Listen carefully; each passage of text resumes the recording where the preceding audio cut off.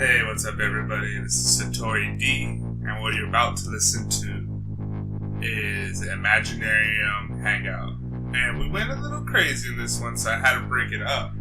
And I think the best way to do this is to have a double show, and there's a good portion of it that's missing that I'm going to put under the umbrella of the Minds Panel show. And it's more focusing in on a couple of Minds issues and more of this Minds community stuff than it is the more creative stuff which Imaginarium handles. So sit back, relax, and enjoy this hangout. And we're going to release the second part under the Minds Panel show. Thanks for listening. Satori D signing out. Peace. That was actually what I was going to say. I think in the surreal room, that's how I met Missy. Yeah. Oh, really? Yeah, that's when I first became like a. I mean, I saw you around, but that's the first time we started like interacting, where we were like tagging each other in post and like. I didn't realize it was that group actually. Yeah, I think it was that group. I made so many groups, guys, that I know. I'm trying to remember which ones came first. I think that was an early one. I would say the Surrealist group was early, yeah. Yeah, Surrealist came, and I just make groups of what moves me, and when I came to Minds, there didn't seem to be that many groups. I've only been there since August. And you've really done a lot of groups. I mean, what, like 5 to 10 at least? Oh no, hon, I've got 50 groups. Yeah, it's a lot. Oh, Capo, you're crazy. 50 groups. Well, I figured, hey, there's nothing here. I may as well do it. And then, of course, the way I looked at it is, I'll get co-admins. I'll manage to get other people to, take up the charge and watch the group. Just kind of moderate to some extent, or at least contribute. So it's been a lot of work, but I've enjoyed the hell out of it. And I got lucky. I think, Dan, you were probably one of the first people I met on Minds, and yeah, you really inspired me. You've been an inspiration since the first day. I tell you, it's beautiful for me to, when I actually just came to Minds, and the first time I logged in, I didn't have a clue as to what I was going to do. Oh, wait for him to come back to finish your compliment. So there you go. I didn't have a clue of what to do. It was amazing. People reached out to me. That started the ball off. Once I got some positive feedback, it was like, wow, I really love this place. And then one day I got the inspiration for the Minds Images group, which I never expected to be as popular. I don't know if it's that popular, to be honest with you, but to be as satisfying to me, anyway. Yeah, it's really probably the most active of all the groups, I think. Well, we certainly did get lucky with the placement and the fact that Bill and John kind of adopted the group. That was awesome. You and I were, I got the idea right away to have a contest or a competition, or, and I'm not that competitive anyway, but I just thought it might be a great way of bringing people together and having them share their creativity. And I think the first thing I posted was that kid, there's one meme I made for Minds that has the kid with the teddy bear looking up at the sky. And that kind of just, once I had made that, I made a few more and then decided I just want to see what everybody else can make.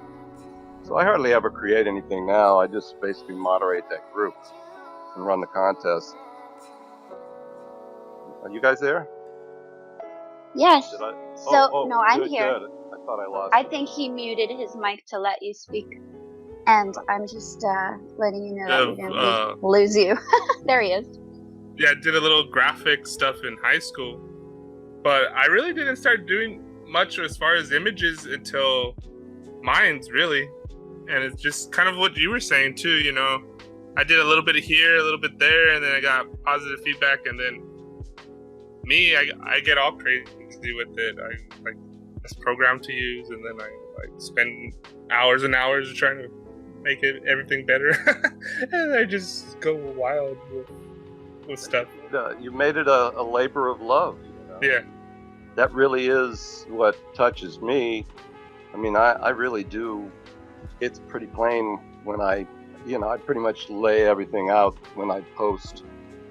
I just think that everybody should come together, This division is just the worst. I think that the Imaginarium and collaborations like that are the way to go. That's where we need to move. We need to work together to create our future or our present. There's a lot of different things that I latch onto, and one of the biggest ones was this thing, and it said, "Oh, the world has plenty of critics. It's actually the crowded crate, as they say, but rather what the world needs is more visions and more different types of visions." And I made a conscious effort in the early days of Minds, and I was still trying to figure. I've lost you. I know he faded out on that one too. We'll get him back in a sec. We got a really good connection. Yeah, we do. We always have, huh, Capo? You know where that you do know where that name comes from, right? I mean, it's so familiar. I know my dad has said it, but I can't really remember. But it's so familiar. Well, I made it up. It's just okay. a combination. It's a combination of frets. Is it? No, not. Yeah, frets on a guitar, and the capo actually it's pronounced. Capo. A capo is what you raise the height of the nut to change your tone on the guitar. Oh, okay. So I've had that since I was just a baby on the internet. That's such a good nickname. I love it. It's really easy to remember. It sticks. Good one. Just call me Fred. Fred. Okay, I won't call you Capo anymore. Since it's pronouncing it wrong. That's sweet. I love it anyway. So you call me whatever you want. Oh, because capo is actually isn't it a term of endearment to a certain kind of gangster? Is that wrong? No, that's correct. Yeah. Oh my God! See, how did I even know that? I don't even know how I knew that. Capo is like a boss.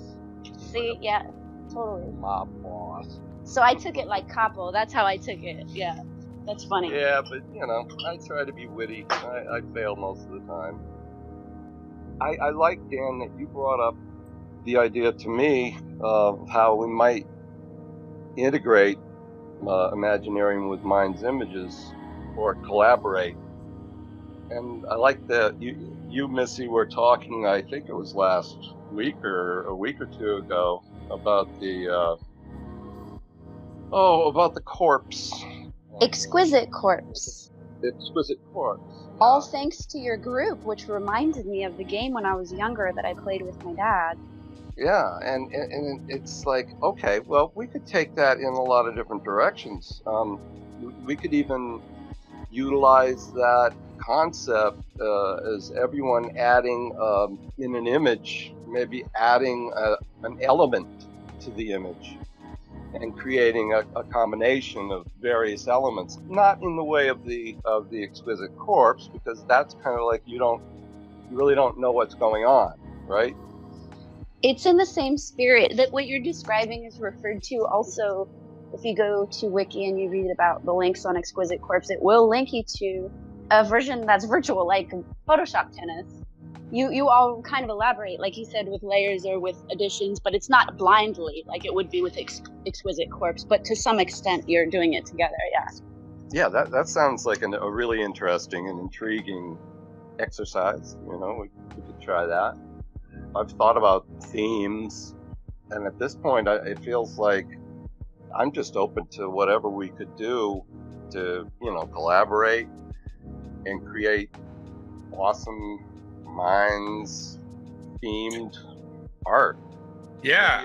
I mean, the way with Dan, with your video, you've impressed the hell out of me, and a bunch of guys have really gotten into it and done a great job. And I love that aspect of the media. kudos to you, man. I think you really got it all going. You know, it was really after the Bill episode where we've been constantly having these talks between me, Missy, and Nikki, Cartman 1. The idea is, and I think it would be really simple to make this kind of maybe in the near future an extension or feature on Minds, but it could also be a standalone app.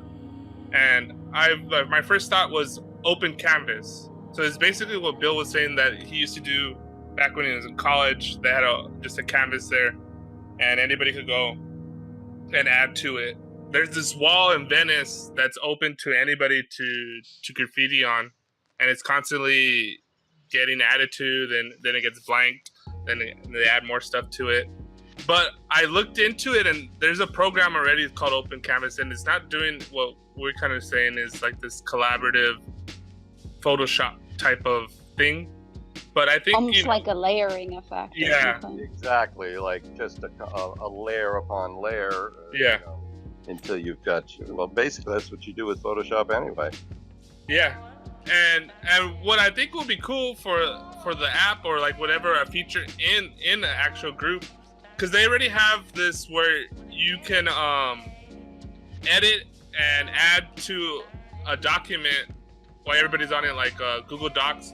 There's this program that I used to use, Jitsi, which is like kind of like Google Hangouts, but it had a feature where you take notes and it live updates it. That could be the same thing as the paint. So whoever's in there, you know, say it's just us three, as you add something, it instantly shows up on Minds, and you know, you could kind of paint it together. This is the idea for the app. But I think whenever, I don't know if you have a theme for next month, but maybe we have Minds Open Canvas challenge or contest where, you know, maybe we just have a nice simple blank canvas, and maybe we have the light bulb there, or maybe just simply Minds, or maybe even an outline of a mind, and then see what people do with it. And it could take on, you know, different forms, you know, branch off from that single idea. Without a doubt, that sounds really great. I mean, you could basically create a template, and you know, you could keep, you know, people could use new instances of it and collaborate with whoever is there, you know. Yeah, that sounds really cool. I never would have thought of that. So yeah, just live, real time, like you roll out a piece of paper and everybody just gathers around and starts drawing. Yeah, and actually me and Amanda, one time when she was doing her collages, I don't know what group she posted it in, but she posted in one of the groups and says, "Oh, it's missing something, what should I put there?" And then so I was commenting to her, and then as I was commenting, I was like, oh, I opened up my image editing software, and I was playing with different stuff, and then when I found something I liked, I attached it to the comments, and I'm like, oh, this is what I thought about it. Boom. Then we went back and forth, like commenting and then attaching the image, and then we had, like within 10 minutes, a new collage where I added elements and she added elements. And so that was like a small example. Right. You guys did that right on Minds Images, didn't you? Yeah, in the thread. I remember that. Yeah. I remember that. That was really cool. Yeah, that's the kind of stuff that just fascinates me. I mean, where you really have an interaction, and it's just, you know, typing in and then, you know, waiting for a response is all well and good, but I really do love that idea that you have, Dan. Yeah, and see, that's what part of like Infinite Imaginarium for me is. I spend a lot of time on our media, and it's cool that people like our media, but for me, the fun is in the experience itself, and I want to like pass that to other people, because that's what gets me excited, and I have fun. Like me and Missy, almost all day, we just kind of like messaged each other, oh, this happened, oh, and then we go off on a tangent and we go into different crazy things throughout the day. It's just what we do. And sometimes they're good ideas, sometimes they're just, just fun. For example, the artists that gave feedback already about playing the Exquisite Corpse game, a lot of people aren't sure where to start. They're like, I'm down, I'm in, And one of those people I know, Art by Tim, showed interest in playing the game right off top. I thought that was really cool. He does graphic illustration and art. I saw his Surrealist. Yeah, see? And so he was really interested in playing the game. Gnosis was not sure how to start. I said, if we start it and we pass it around, would you prefer to do like a poetry version or a Photoshop tennis version? But I think people have trouble deciding, and so it just kind of halted. If we were doing this through an app where we could or not even an app, but something to direct people to go to the next step, it would be really fun to pass it around and be like, okay, next, you're next, here you go. Oh, for you. Yeah, I have the same take on that. It is hard. Basically, getting anything started seems to be rather difficult. It's not just I'll throw this out there and we're all good. There's a lot of bringing people together that has to happen. It seems anyway. I've been plugging away at these groups. I'm pretty much the guy that posts in them for the most part, and it's kind of almost a. It's a challenge. It is. It's a challenge. Call it an empty experience, right? But isn't it much more rewarding? Like when Dan, you said, when you see somebody come into Mind's Images that's never contributed before, and they really get into it, and I've seen a few people in there that have started out pretty rough, but they've actually stuck with it and gotten better as they went along, and that's kind of rewarding. It's rewarding to spread that creative interest in people. And I think that's what you're talking about, right, Dan? Yeah, exactly. Because my feeling is, my deep, dark, secret feeling is that when it's easy for us to feel so, separated, and we're all in our own little filter bubbles and our own little groups, and it's easy to be like, oh, this person, I make it a point not to necessarily feed into certain things, and it's hard at times where the shit posting and the constant trolling and all that kind of stuff.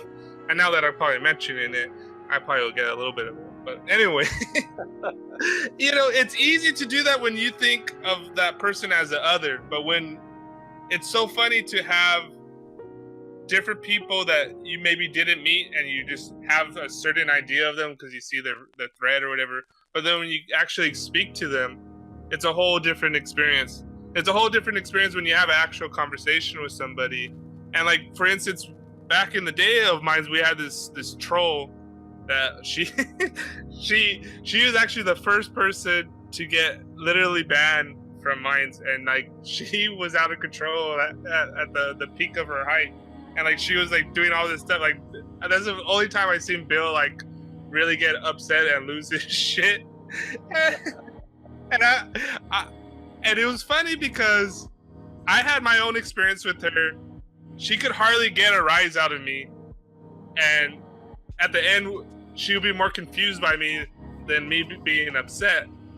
But later, even though she was someone that liked to get rises out of people, she did a lot of work in doing groups, and I know from my own experience how hard it is. And so even though like personally my style is not her style, I still respected that she was putting in all this time and effort.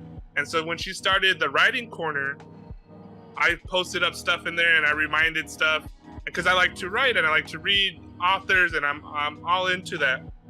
So it was funny because then later she thanked me and she was like, oh, thanks for helping me, this and that. And I was like, no problem. Like, this is something I like, and this and that. And then everybody else was just like, how could you talk to her and this and that? I was like, I told my friends, like, yeah, I don't have to necessarily like agree with everything she does, but if you have this certain where you could like have this common experience, I think it goes a long ways to recognizing that we're all just humans trying to get through our own stuff and Exactly. Okay. Yeah, we're all humans. Let's calm down. We're all connected. There's nothing you can do about it. I mean, and nor would you want to. Yeah. You want to explore the ways you're connected. You want to delve into ways that we're all connected. That's the key to us attaining our highest selves. Is we've got to find a way to bridge all these gaps, all this compartmentalization that's happening. I mean, you spoke about it earlier. You know, we're compartmentalized, and a lot of that is actually from our society and those who rule over us. They want us to be compartmentalized and divided, and our goal as a species is to overcome the oppressive forces in our life and actually to band together. We come together. We have to for survival. Yeah, that's my little philosophical take on it. Oh, you're completely right. It's all about propaganda. Propagating all the divides, I can't stand it. It drives me absolutely crazy. And we see a lot of examples of it on Minds, you know, and it's like I work against it every day on Mind. You know, I try to point out things. Well, I got that group on Fuck the World. That was one of my first, by the way. Yeah. I must have gotten drunk one night and said, hell with it, I'm going to create this group. I'm going to unfuck the world. Yeah, exactly. I saw a picture on the internet, and but it turned into something I'm really kind of proud of, because I mean, we get a lot of shit posting in there. There'll be people in there that, you know, just want to spout hate. I'm not down with that, and at first I was really trying to discourage that behavior by being a kind of a tough admin in there, but then it's like so many people have a different idea of how to unfuck the world. So I just That's interesting. Find examples of that things are fucked up, and because if you don't know how you're fucked up, how are you going to fix it, right? And then try to explore, you know, people that are doing things to unfuck the world, and you know, how we all do it together. So that really turned into, you know, that one drunken night turned into a great group that I really, you know, I feel like there are a lot of contributors to that group. Yeah, there is a lot of good articles that get posted in there and stuff like that. Yeah. I like it. I love to, you know, just I'm really, I guess I'm kind of OCD when it comes to the internet, man. I can get into it so bad. I look at the stats on my channel and they like astound me. You know, it's like, and see that there are, you know, I'm nearing 20,000 subscribers, and I've posted over 21,000 posts since August, and I think to myself, what is wrong with you, dude? You know? But, you know, then I see I've gotten over 1.75 million views, I think. I don't know. I'm not looking at the stats. I couldn't tell you, but I know they're up there. And I feel that makes me feel really good. It makes me feel like I might actually be reaching people and touching them. You know, I've got all sorts of sides to myself, so, you know, you're going to get the gamut. I find Minds to be a fascinating place. Every day, it's so awesome, and I get to meet people like you and Missy. You're the sweetest thing. Oh, you haven't met my evil side. Don't you know everyone's after me in my own group that I created. That was really funny. I was loving that. I said, okay, here's my attempt to create something I actually do know something about, that I'm interested in, like the classics of the erotica, like, I don't know, Frazetta, Serpieri, Manara, you know, people with taste, you know, the greats. So here I am posting, like, please don't post regular photos in here. This isn't just an adult group, or it's not just a group for, I don't know, adult images. Yeah. I won't even use the P word, right? So someone posts something and it's kind of okay.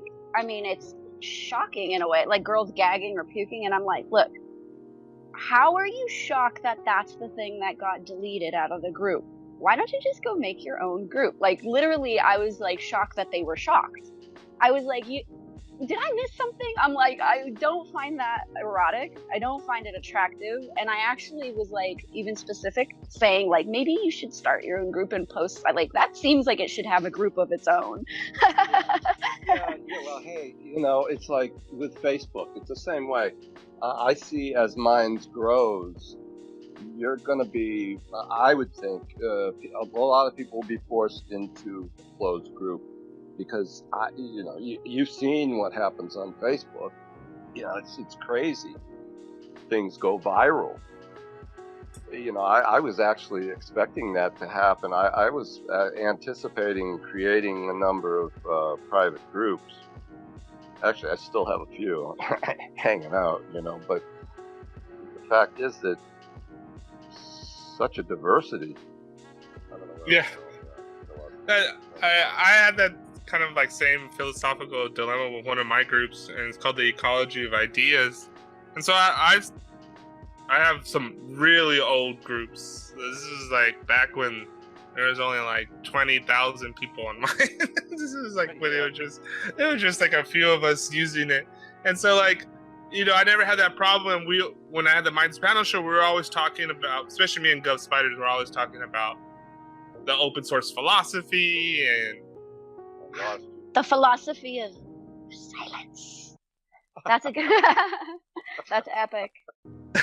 Open source philosophy Of silence. And so when we missed your last comment. We missed everything you said because you said the philosophy of, and then it went silent.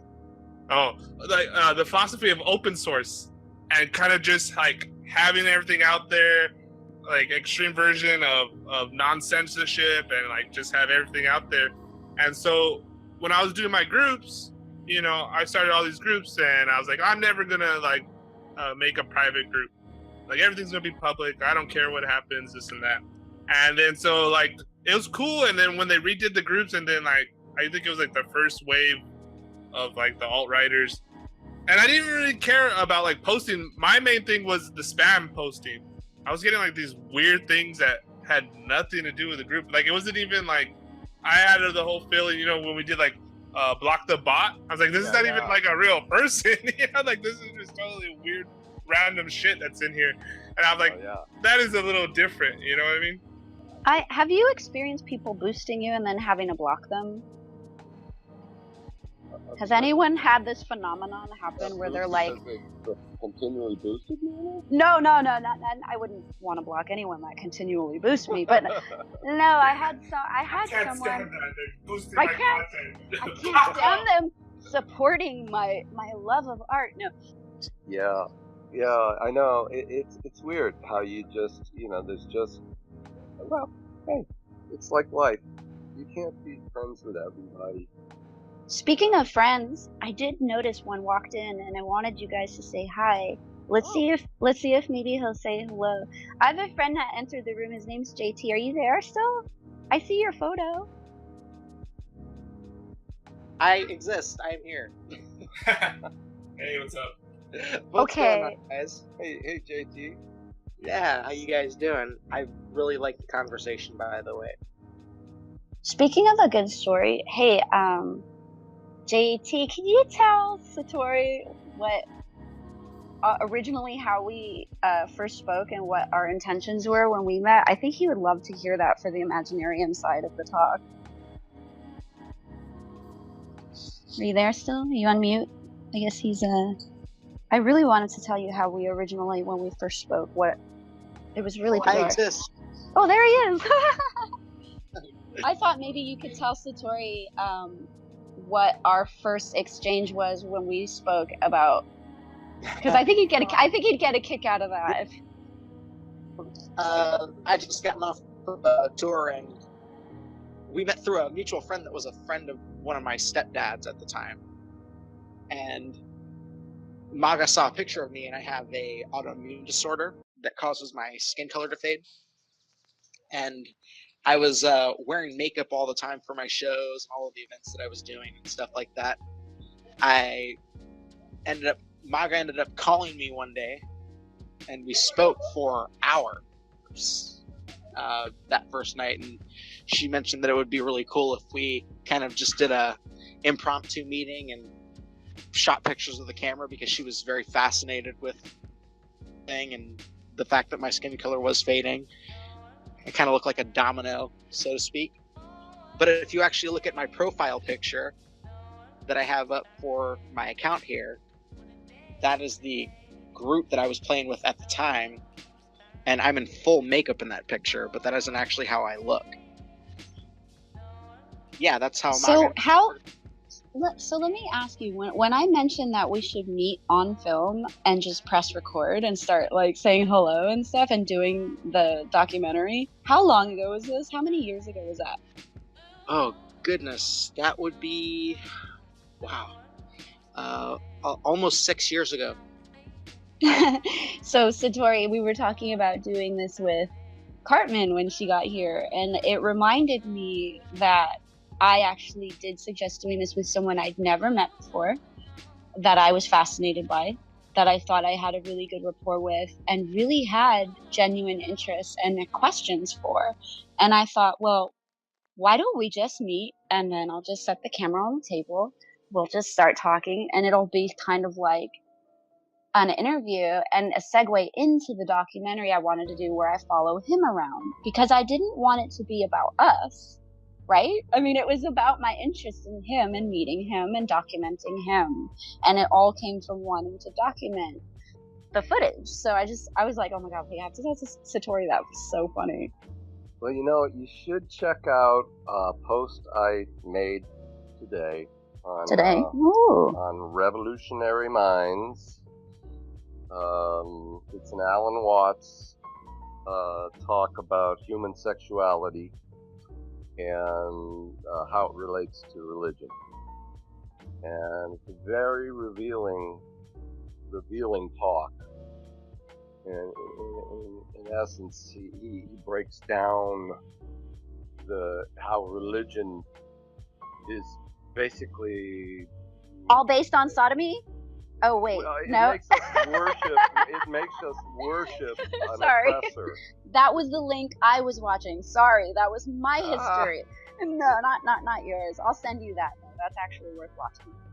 Yeah, it was rather interesting. I've heard it before, but it's interesting to see how he breaks down how sexuality comes about, or analyzing human sexuality.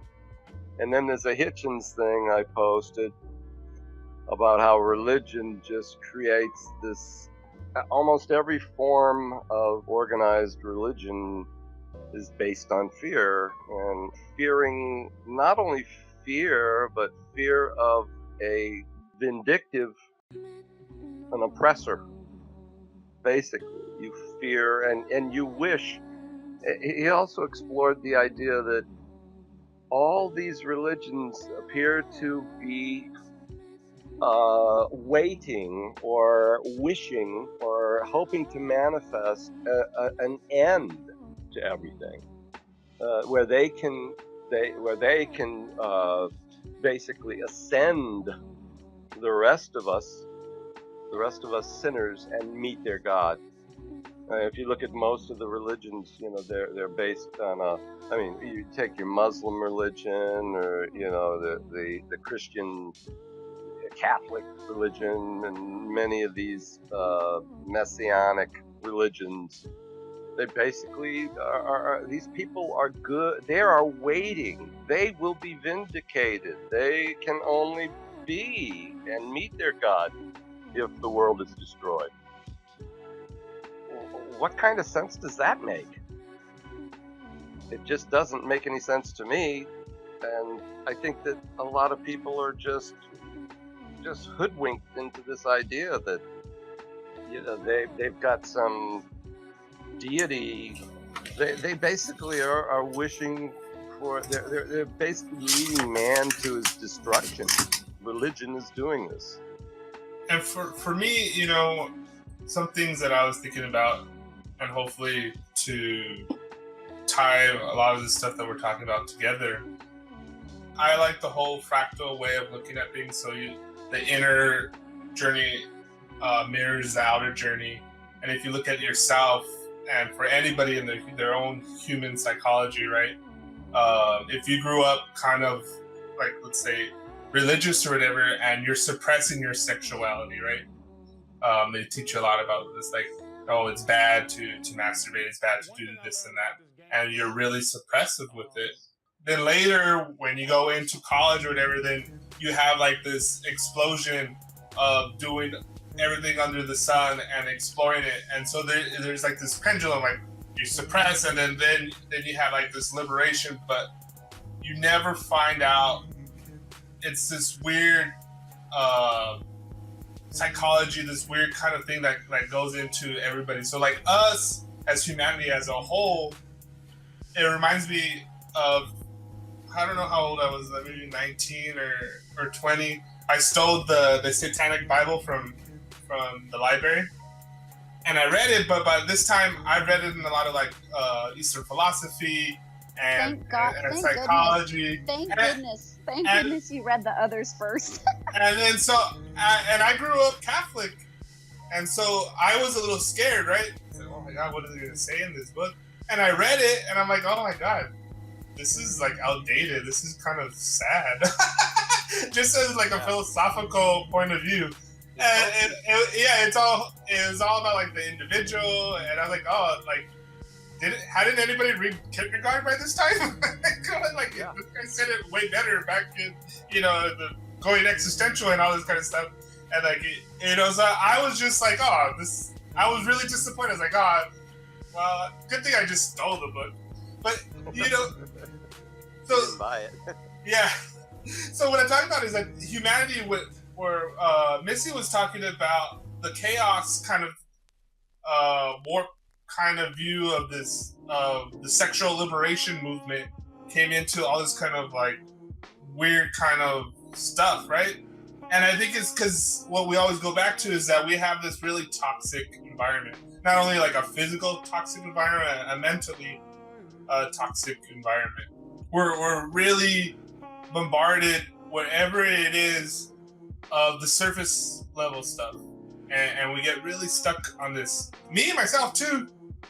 It wasn't until I look back and I have had these kind of strange, random, quote unquote, random experiences that really helped me to keep on developing whatever it is that I'm doing.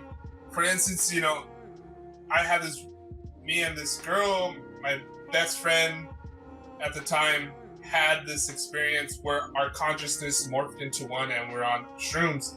And we didn't do anything physically together, but we were literally sharing the same vision and like sharing each other's motions, and like literally what it represented is that our consciousness merged as one. But there was no difference between me and her. And then like later when we came out of it and we're like on the come down spot, and then we're just like smoking weed, and she's like, this is really weird. And I was like, I know, this is crazy. And then we just started talking, and she was like, it's like we had psychedelic sex, like physically have sex. But you know, the whole thing of making love, there are two beings morphing into one. This experience literally felt like that. Like our consciousness morphed. That's the easiest, best way to say that our consciousness morphed into one. And ever since then, I have had a really hard time playing the game of going and doing small talk in the bars and like going on like dating apps. Like that's not what I'm concerned about. Like what I'm concerned about is connecting to you and connecting to you on a deep level. And I remember one of the first things I ever said on Minds, everything that we talk about that misses the point is we're oversimplifying the physical. For instance, we talk about computer, like people were arguing about but I was like, look at how we talk about the input output, the male adapter to the female adapter, and they're connecting, and this has this connection that I think we're all like searching for, whether we realize it or not. It has little to do with that. The physical is a means to an end, but it's not the end in itself. The end in itself is this overall connection. Like, one of the greatest experiences, once again, I had on mushrooms was I knew in an intellectual concept of Gaia, the world as a living, breathing being. I took mushrooms one time on a private beach, and I realized that when I was sitting on the beach, she was like breathing, and I was like a cell inside this organism that is Gaia. And it was no longer an intellectual concept. It was a felt experience. And there's a difference between knowing something intellectually and then having that felt experience. And it's really hard to integrate that stuff when you come out. Like Alan Watts has a really good explanation when he says, when you get the answer, you hang up the phone. Meaning when you get these insights, the harder part, the real work is integrating that, of either doing it in artwork or having it through your whole day, because you're fighting all of this stuff, all of this dead media, all of this bullshit relationships. And when I was younger, in a lot of sense, I had a lot of times problems of being like, all right, you still on here? We lost him again. He was right there. And we were so close. I know. May I say something briefly? Yeah, please. Sure. So he was talking about a raised sense of awareness and consciousness with another person, and I think that is so much of what people perceive as subliminal programming and brainwashing and things of the sort. But I really think that when you think, for example, we were talking about those little things that you catch in Disney, I don't think that those things are consciously placed there. I think that they are extroverted representations of things going on in the subconscious of the people that are creating that art. So, for example, like phallic symbols and things that you see of that sort, I don't think that a person consciously... Let me give you an example, okay? I was watching Netflix a couple of nights ago, and I was really bored, and it was 3 o'clock in the morning, and I decided to pick a random bad movie that I had never seen before. It was a remake. Have you ever seen Dragonheart? Yeah. Yeah. Okay. So this is a really simple one. This will be the easiest way for you to... But I've talked with Maga about this quite extensively before. But movie, and the movie was it was probably a medium budget movie, not necessarily a B movie, probably had a good amount of funding, but it wasn't particularly well written or well directed. It was, for all intents and purposes, like a 2-star out of 5-star kind of situation with this movie. So I noticed this, it's about an hour and a half long, and about 45 minutes into this, I'm like, man, this movie really sucks. But I decided, as an artist, I want to give that artist a chance for someone to fully take in their material, so I continue watching the movie. And getting to the point, there is a point in the movie, and this happens all the time in movies, there's lots of subtext in between what people are actually saying to each other in the dialogue. Just like conversations between people, especially if you're empathic. Totally. Exactly. So what happens is, at one point in this movie, there is a scene where this gentleman who had just become king, he's kind of a cocky king or whatever, part of the story, he is speaking to someone, and in passing, he has a conversation with a more important character in the movie. But in the background, there is a conversation between the king, leading up to this conversation with this more important person, and an actor who is traveling around and trying to peddle his play with his actor troupe to the king. And if you listen to the conversation that he is having with this king and the other gentleman who is trying to get to pay him to solicit his services for a festival for the king, he basically ends up saying, it's like, yeah, man, your play sucks. And it's really not that good, and I wouldn't pay that kind of money for that kind of play. And movie as a whole, that little conversation between that actor and that troupe and that gentleman that he's trying to get him to pay for his services is a subconscious representation of how whoever scripted that movie or directed that scene or produced that part of the movie actually felt about the movie that they were working on. Don't forget the writer. Don't forget Exactly, the writer, though. Yes, and the writer in particular, right? And Yeah, so but I got a question for you. If it's a subliminal realization of the those involved in the production, where did they get it? that is the whole point, because it was something that many people that worked on the movie, especially in the upper tiers of production, a lot of these people probably felt the same way about this movie as they were working on it. It's like, man, for the money we're spending, it's really not that good. And for some reason, at some point when the writer presented this to the people and they pitched the idea of putting this part in the scene, they probably all thought it was really funny or really fit in with the scene and with the subtext of the movie or something of the sort. They subconsciously justified the reasons and the needs for them including that scene in the movie because it was, at their core, a true representation of how they really felt about this movie that all of these people are putting this time and this money into making. So, going back to the original point, right? We're talking about Disney. You're talking about, like, some people say Atlantis. Those are all. So when that scene was presented, and they may have had multiple ways to maybe shoot that scene, or maybe they had different versions of that scene with different characters. But they decided, hey, this scene with this actor talking to this dude and talking about the fact that this play sucks really works for this scene. It's just funny for some reason, or it just really worked for them. I mean, all of you guys in some way, shape, or form are artists, right? Yeah. And do you have those moments where you've had like some of those points where you're maybe working on a painting or a song or something in particular, and for some reason you just feel like you're really trying to milk it out of yourself, but then every now and then you get something that feels like true inspiration and it just flows out of you, and instead of a painting taking, and I'm using rhetorical numbers here, but instead of something taking 4 hours to create, it takes you 15 minutes. I fully respect your opinion there, and actually I agree with you. The collective consciousness does actually play a part, and I can see how one can be manipulated, not on purpose, but like you said, as part of a collective realization. But I guess the point I just want to leave you with is that, somebody bankrolls these movies. Somebody bankrolls everything we see. And there are many instances that have been exposed. There was something that came out today that there's like, I forget what it was like 1,600 examples of where the CIA censored movie scripts. Oh yeah, I read that recently. Yeah, I mean, so there may be an agenda here, JT, that I guess and I told you I'm like a conspiracy theorist. Everybody calls me one. I've been one since 9/11.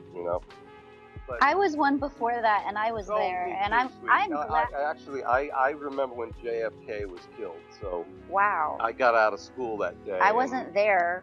I was. I do remember that. So I guess I should say it started there. But and I fully appreciate that. That's a very good point you brought up, JT, about the collective consciousness actually playing a part in.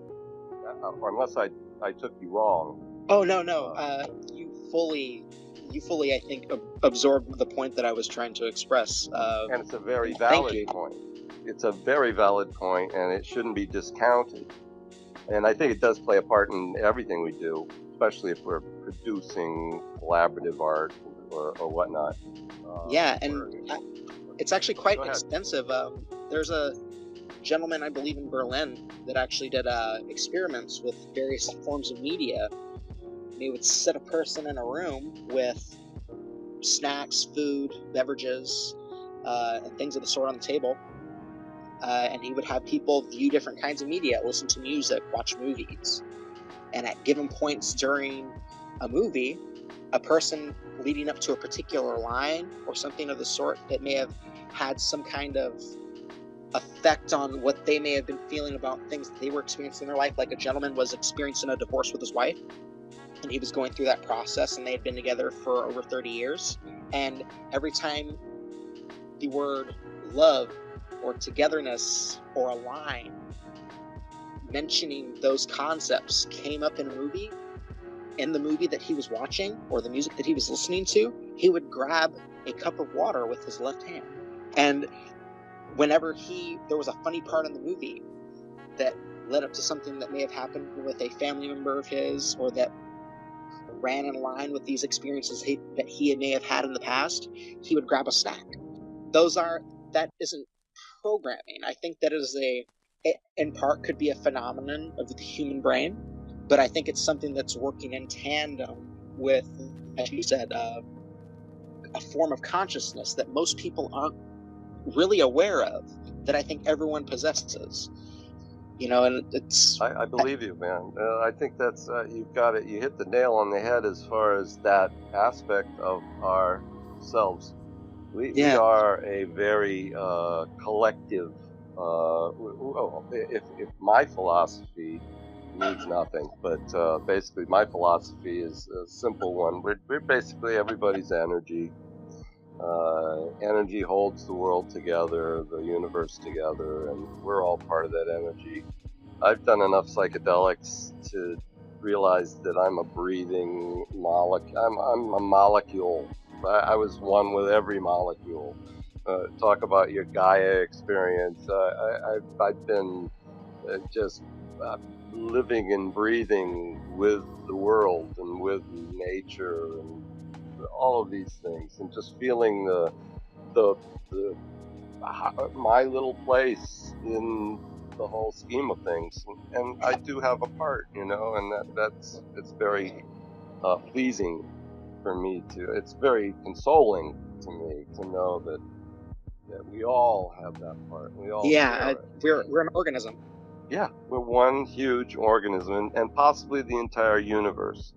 We could all be part of that. But I guess my one thing is that I don't mean to be a downer, and I have a tendency to want to bring to light things that don't seem to be, that we're being played. We're being played. There's somebody that knows all of this, knows how to manipulate it, and is taking advantage of us, or else we would be a much more successful species right now. We would not be going to war. We would not be spending the majority of the world's resources on war. I think that if we, as a group of four in a conversation on Google Hangouts, can actually talk about this stuff, I could only imagine what we don't actually know.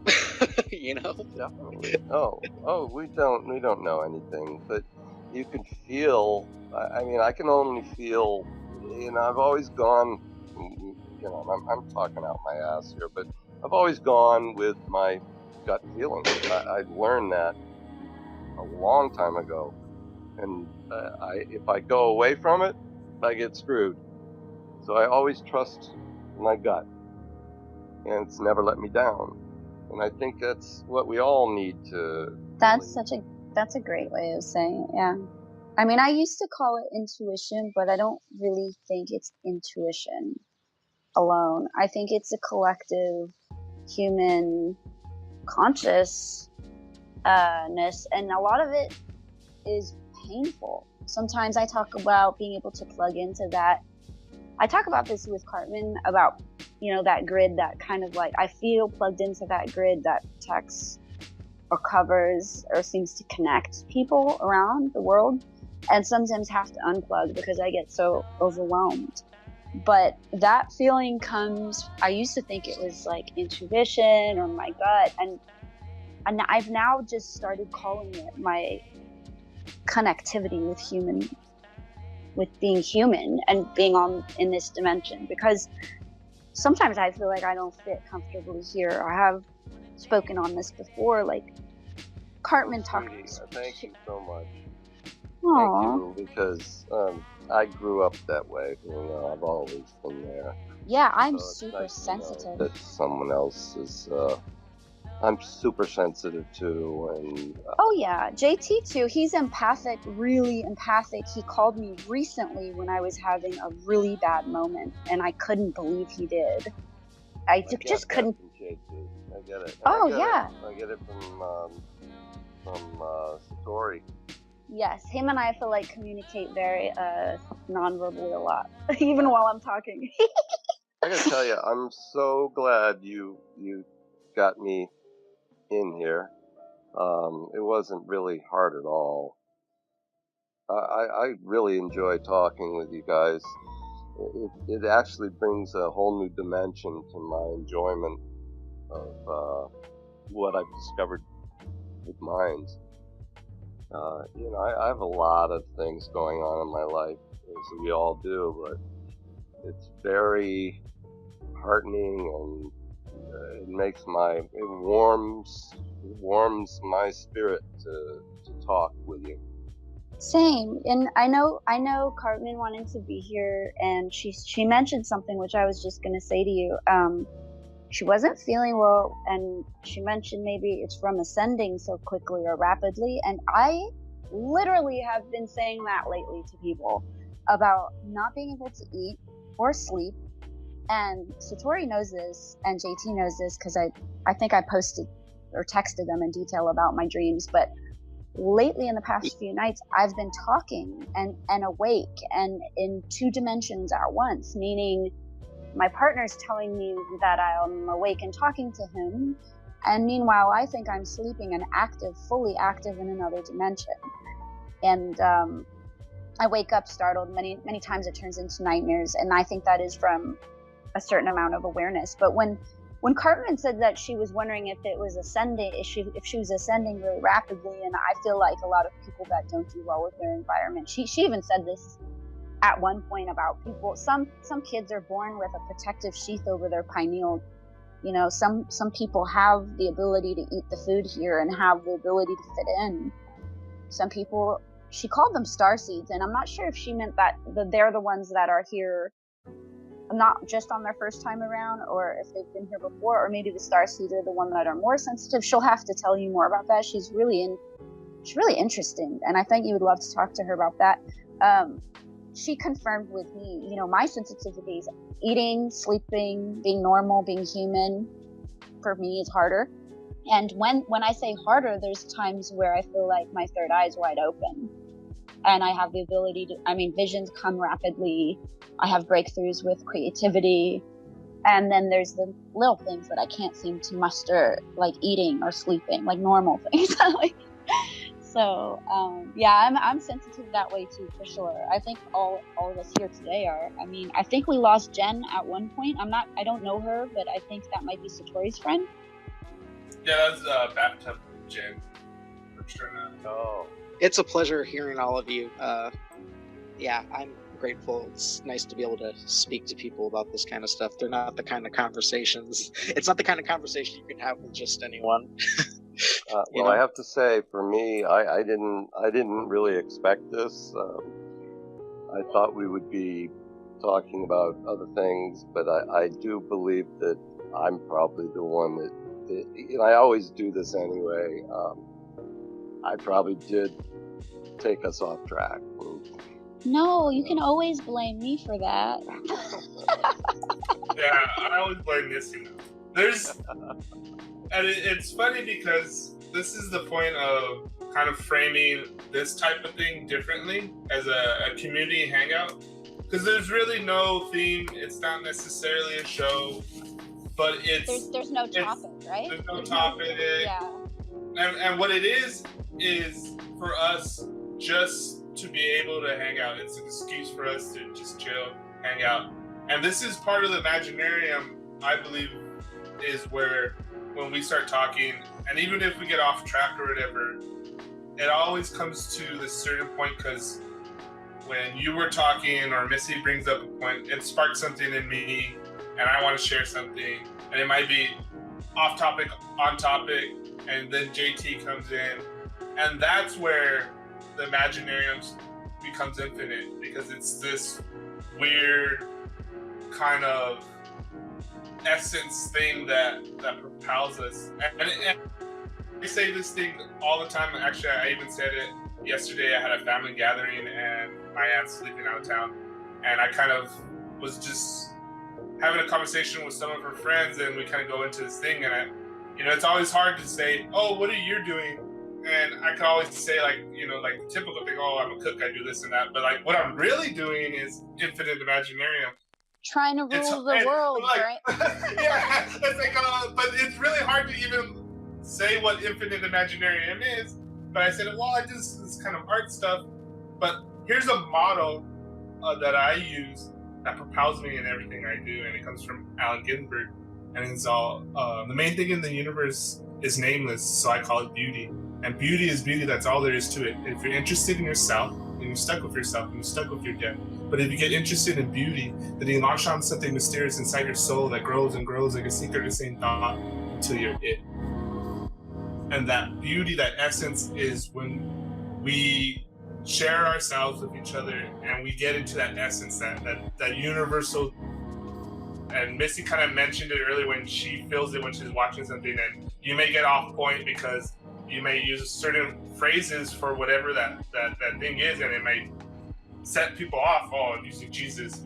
I had the reverse thing where I was using consciousness, and this kind of Jesus freak guy was like downvoting my stuff, and I was just interested. It's like, oh, what's your thing about consciousness? And he kind of goes into this whole rant about stuff, and I quote Jesus back to him, like, I grew up Catholic, I went to like Catholic school, like I know the Bible. That's like, hilarious. And so I love it. Like we had this whole conversation. It's like, don't you realize that just because I'm using consciousness in the same way you're using God or Jesus, and that's where my disconnect of. And I'm sorry, that you feel that I'm doing this with it or whatever. But don't you realize your own thoughts and your kind of closed offness about that is really stopping you from bringing out your message? Like, I could feel that you feel this need to help or save people and this and that, but you being this kind of combative about it or judging about it is really that energy from like flowing a little bit freer. And I'm like, I have no judgments on it, like this and that. I just was trying to understand you, He ended up blocking me for a while, then came back on. But it was just funny that we had like the different experience. And for me myself, I know I have like my own biases and my own trigger words and things that I don't necessarily like. With Missy, when she gave me that video, she's like, oh, I know you're not gonna necessarily like it when it says Jesus. I was like, oh, I know him so I feel like I knew so well that I had to like give him kind of that pre flake is no one has no time for Jesus freaks. Yeah, we call it D and I call it pre-flaking, like when you're not gonna look at something. So I was like, let me help him not pre-flake by telling him I already know that will bug him, but just don't look at that and look at the way he compiled the information. Like that's when someone's talking truth, if they have to throw in how they feel about what they believe in, and it's positive and it's not going to really bring me down, I'm not going to really say anything about it negative. But I'm not really religious that way. But hey, this person, the way that he was able to describe waking up was a religious experience for him. So everyone has a different way of explaining it. For some people it is on psychedelics. For some people it is through religion. For me it was through trauma and abuse. It could be many forms of waking up, and different layers of it, for sure, for different people. But I have to always tell Satori, like, I can hear your eyes rolling right now, don't worry. You really did. You've opened my eyes as to a million different topics we could discuss. I'm one that I'll tell you what I think. I'll listen, and I want to learn, and I want to spread knowledge, and I want to bring everybody together. We have to be ourselves as well. We're not a hive mind, and I'd just like to say, JT, it was wonderful meeting you, and to actually get to talk to Missy and my friend Satori. It's just awesome. You brought up a really cool point, that what you said about not being a hive mind. That is exactly why I will listen to a video, for example, where like I might not agree completely, where I'm like, okay, I like that they have a different set of beliefs. Let me see how they're going to come approach this and break it down to me. And I think that is kind of really important. So you're not part of a hive mind and have a lot of different kind of, different threads weaving a bigger tapestry, sort of. And that's really fun to do when you find something that you resonate with, where you're like, okay, this person's obviously different. But if I do resonate with something like that, where someone's exposing something, I do tend to really latch onto it and want to promote and pass it around to people. There's some people where I, like Satori, where I'll be like, look, I know you're not religious. I know you're going to be bothered by their use of the word Jesus or God or Lucifer, but get past it. Just replace those with words you understand, that you can wrap your head around.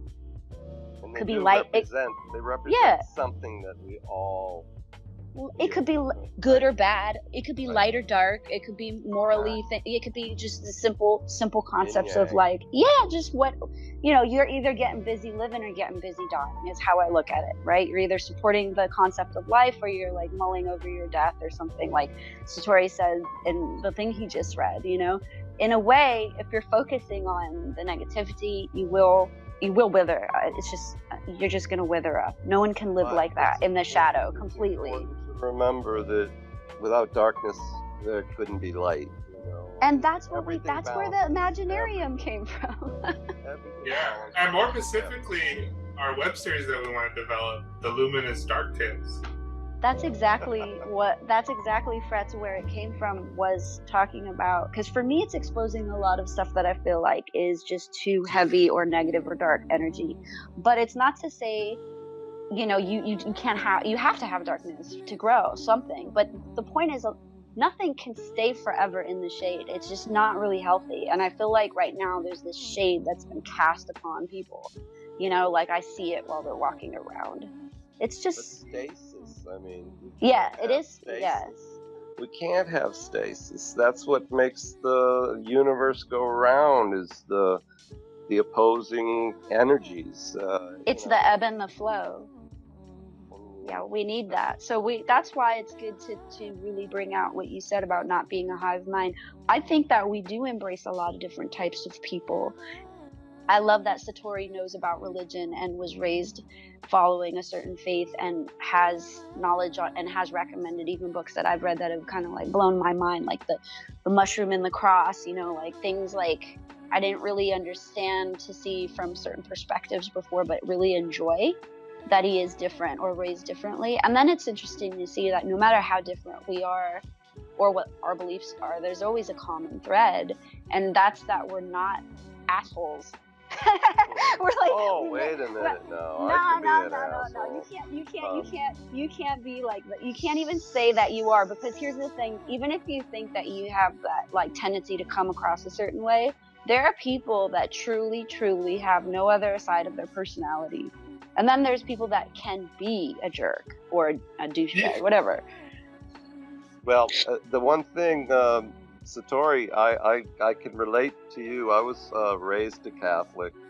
I went to Catholic school, parochial school, for my first 3 years. And I was an altar boy and in the choir and all that stuff. So I can relate in a lot of ways to that. And that's really why I'm an atheist today. I can relate to that too. I can thank the Catholic religion for that, I guess. I like when Satori was telling me about Native American religion, and I think that my beliefs have always been like, kind of like what JT was saying, like we're all like one organism. It's really a matter of respecting the natural harmony and balance and kind of sacred geometry that's all around us. We like need to nurture that. You can see it. Yeah, you literally can pick up a sunflower and be like, oh my god, a pine cone. It's there. These things don't have to be made by the machine. They don't have to be supernatural. They don't have to be bigger than like what we have around us is real. If we can tap into that, it's more than anything. I think it's a great power source. I want to go back to what Missy was saying about, people being general assholes. A lot of times too, people, it's a defense mechanism. It's a mask that they wear. They're an asshole. Or the biggest bully is the one that's the most sensitive, and they do this kind of like stuff like that. But there's this funny story that I was having. I was talking to somebody on the Minds Panel show back in the day, and we were talking. It was this, actually, I think it was the psychedelic show that we had. Melissa was sharing the story about how she gave her mom ecstasy once, and her mom's like really kind of critical, a bitchy, and she thought that the ecstasy would help open her up, and that they could have like this moment together, right? Finally share their feelings with each other and have this whole thing. So she gave her the ecstasy, and then later she was waiting for it to kick in, and then she came to this realization. She's like, nope, that's just my mom's core personality. There's no other layer. Or it wasn't just her. That's maybe, hilarious. Maybe she has a higher tolerance. Maybe she has a really high her mom tolerance. doesn't do any of that stuff. But it doesn't mean she doesn't have a high But tolerance. she just got like a bump to ecstasy. Maybe she's like had a migraine and it just took her headache away. That's it. Like, But it was kind of funny. Like she was waiting for the layers to peel off of her, and they're like, nope, that's just her. That's like 3 doses Yeah. later. All right, guys. Oh, my- I'm gonna have to sign off. Oh, yeah. You've been on for a I while. love you. I've just Yeah. gotten a notice that the bedroom is to be